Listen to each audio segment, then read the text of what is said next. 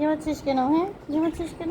যা, দেখো আমাদের বাচ্চারা খেলাধুলা করছে।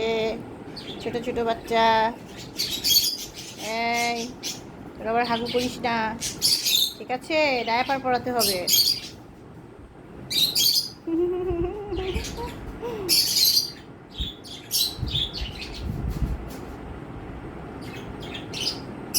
খুবই মজা পাচ্ছে তারা ছাড়া পেয়ে। কোথায় যাবে, কি করবে, কিছু বুঝতেছে না।